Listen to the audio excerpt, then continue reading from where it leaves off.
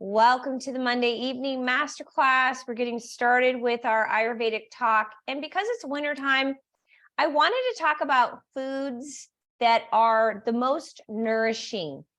There's a lot of people right now that are sick with colds and just feeling tired. The holidays can kind of do that to people, but winter in general can be depleting. And so there's lots of different food groups that you want to bring into your diet as a way to help nourish. And I'm going to kind of break it down for the next few weeks because it's a kind of a longer topic and I don't want to go into too much, but the different foods that are most nourishing are grains and beans and meat and dairy. So, and there's a few others, but we're going to talk about it, like root vegetables. Those kinds of things are also very nourishing. But I want to talk about the different types of grains that are nourishing because every single grain has a different action. But in general, they will metabolize sweet. And the reasons why the tastes matter is because they can help bring back into balance what's going on in your body. For example, if you're dealing with heartburn, that means there's too much heat in the system. So you can bring in foods that are going to help cool down the tissues, literally, physically cool down the tissues, and also help pull out the heat.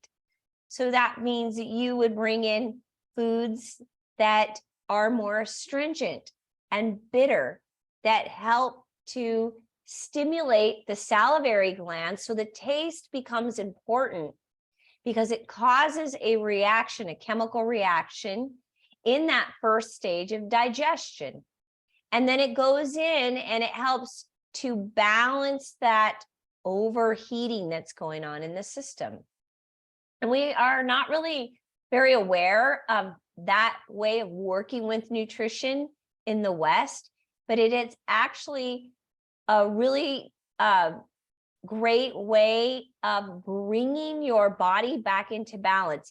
If you start paying attention to the different tastes and how to use them as a way to bring balance. So if you're depleted, if you're tired, if you're fatigued, you're not getting enough rest, you're not sleeping well, you need more nourishing foods, which means you want to focus more on the sweet taste. That means foods that are going to metabolize sweet. I'm not talking about refined sugars. There are some sugars that you can use, like maple syrup and cane sugar and things like that. But you have to really be careful with sugar. But grains also metabolize sweet. They're either going to be sweet or neutral, depending upon the grain. And they're also considered sophic. Sophic means pure. Everything affects the mental body, the physical body, and the emotional body. When something is sophic, it means that it's more uplifting. It's going to help the mind. Okay, so grains are sophic. There's more to sophic than that, but they are sophic. They are also balancing for all of the doshas. However, kapha, if you have too much sweet, kapha will build. Remember, kapha is made up of earth and water. And kapha can end up having excess, and it will show up as mucus and stagnation and blockage, resistance. So what it does, whole grain is the best staple for all different climates and different constitutions. So that's your vata, pitta, and kapha. And what the actions are is that it gives bulk and not only gives it to the body in general, but to your stool. And they're also very easy to digest. The element that grain gives to the body is the earth element. So if you have a vata imbalance or a pitta imbalance, This is a really great way of stabilizing and helping the body become stronger. And the tissues in general will be built up by grains. The indications are diuretics, and they're nutritive. They are kapha increasing. They can cause some phlegm if you have too much and if you're kapha. Barley and pearled barley, corn, rye, and buckwheat all fall into that category. They can cause that. Nutritives, which means that they're going to help vata, they're going to help convalesce, are going to be more of the wheats, the oats, and the basmati and brown rice. Also, some people say barley falls into that category, and then you have other people say no. So what I would tell you is, I really like barley myself, but just see how that affects your system. For some people, it's harder to digest. Just pay attention to when you eat barley, how it's affecting your system. You want to make sure that you are steaming your whole grains, and that makes it a lot easier to digest. And let's just talk a little bit about breads, because bread does fall into that category of grains. But breads are harder to digest because of the yeast, and yeast is vata increasing.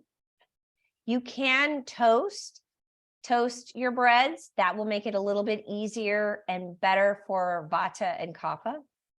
Pastries are even more difficult to digest than bread, especially if they have refined sugar and flour in them. And then you also have like tortillas and those kinds of breads. They are also harder to digest, but better than yeast breads, okay?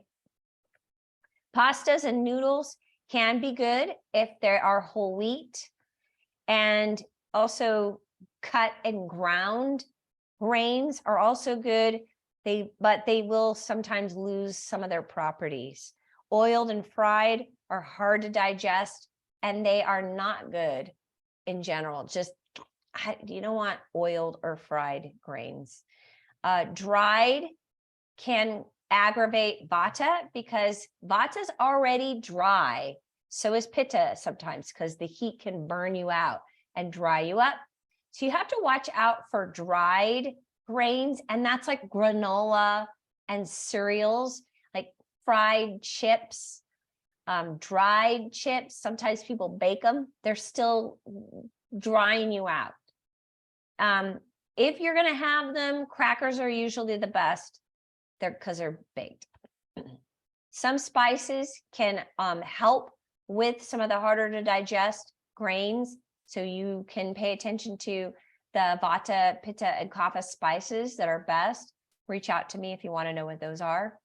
And you do want to pay attention to how you combine your foods. You don't eat bread with other foods, steamed vegetables, oil, or ghee. And all other grain combinations usually are okay.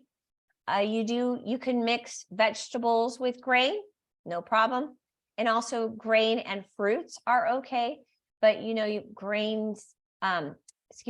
fruits and vegetables are not combined together. And I know we have a lot of people that like salads and like a strawberry salad and stuff, but they're actually not. You shouldn't combine fruits and vegetables together. They digest differently.